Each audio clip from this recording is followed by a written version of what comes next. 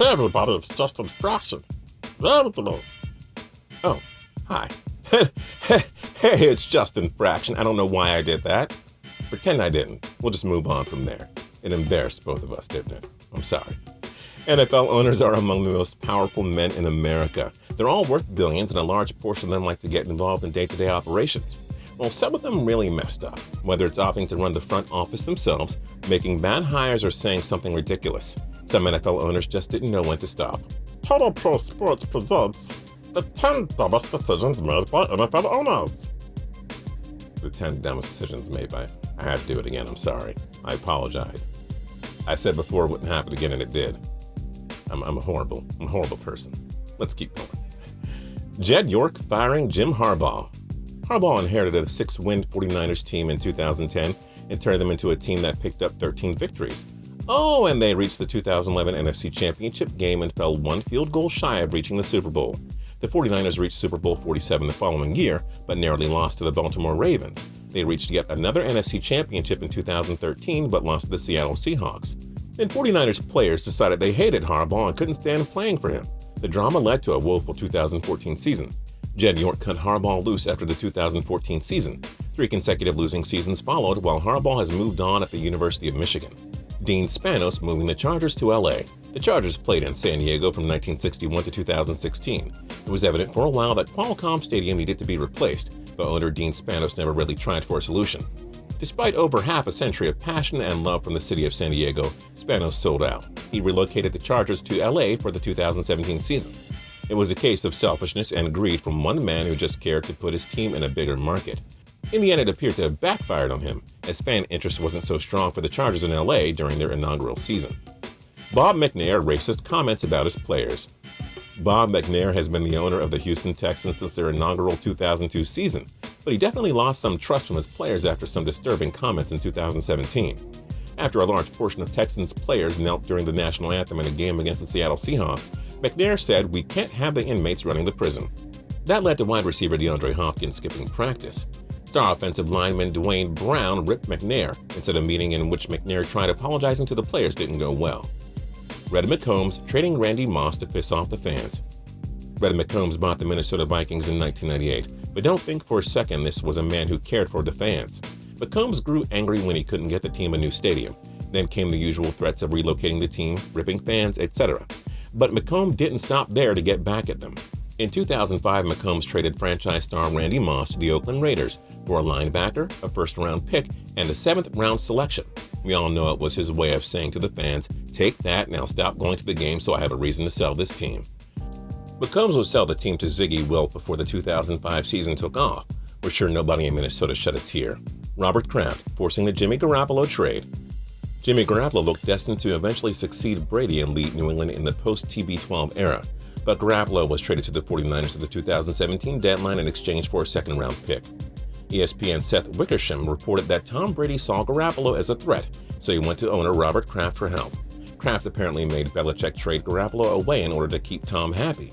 Belichick was said to be furious about the move. Jimmy G won all 5 of his starts with the 49ers in 2017 and signed an $137.5 million extension in the offseason. Now tell us this, Mr. Kraft. Who exactly will succeed Brady when he retires? HUGH CULVERHOUSE running Doug Williams out of town. Quarterback Doug Williams took over a miserable Tampa Bay Buccaneers team and took them to the 1979 NFC Championship game. He also got them to the playoffs in 1981 and 82. But Williams made a mere $120,000 a year. Many backup quarterbacks around the league were earning more than that. Williams won at $600,000. Coach John McKay lobbied for him to get the money, but owner HUGH CULVERHOUSE selfishly refused to pay more than $400,000.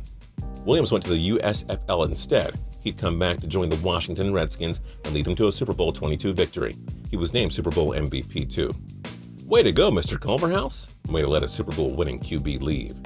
Al Davis drafting JaMarcus Russell. The late Al Davis didn't see his Oakland Raiders win a lot near the end of his life. Davis certainly deserved to see more success, but the man simply struggled to hit the jackpot when it came to draft day. With the top pick in the 2007 draft, Davis chose quarterback JaMarcus Russell, believing he was the savior of the franchise. Not so fast. Russell's career was marred by injuries, and he wound up tossing a total of 18 touchdowns against 23 interceptions. He was let go after the 2009 season. Oh, and Calvin Johnson was taken with the next pick after Russell. Moving on. Dan Snyder. handling of the Mike Shanahan-Robert Griffin rift. Redskins owner Dan Snyder has done a million things wrong as owner, but whew, did he really screw up Robert Griffin's career.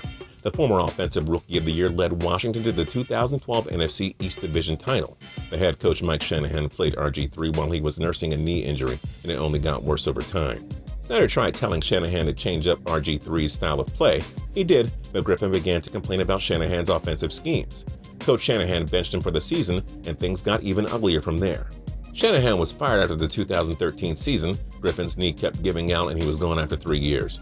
Snyder is responsible for not getting these two on the same page. He totally ruined a potentially great career for RG3. Jerry Jones letting go of Jimmy Johnson. Jimmy Johnson turned the losing Dallas Cowboys into big-time winners. The legendary head coach led Dallas to Super Bowl 27 and 28 championships in the 90s. The Cowboys were on top of the football world. But Jones got greedy as usual and wanted to have a say in personnel decisions. Johnson wanted to keep the power to himself. Jones then ripped Johnson and said he could have also coached Dallas to a Super Bowl.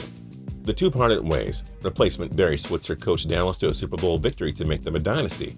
But the Cowboys have been mired in mediocrity ever since, thanks to Jones' selfishness and refusal to work with a great coach. George Preston Marshall, disallowing black people on his team. Marshall owned the Washington Redskins franchise from their birth in 1932 to when he passed away in 1969. Though he's in the Pro Football Hall of Fame and saw his team win 2 NFL championships, Marshall is remembered for his racism. Preston refused to add African American players to his team and didn't seem to think they should have been allowed in the league in the first place. He believed signing black players would hurt the support the Redskins got from Southern fans. RFK even stepped up and told Marshall to sign a black player, but the government would cancel the team's lease on DC Stadium. Marshall reluctantly had coach Bill McPeak step up and select Ernie Davis in the 1962 draft. Davis refused to play for Marshall and he was traded to the Cleveland Browns. He is now in the Football Hall of Fame. And we want to know down below, which do you think is the worst decision ever made by an NFL player? Let us know your thoughts. If you have any ideas for cool videos, let us know down there too. You never know, we might use one and give you a shout out. If you're not subscribed yet, now's a great time to do that. And if you like the video, then like the video. We'd really appreciate it. Until next time, tune in to Total Pro Sports for more cool videos every single day.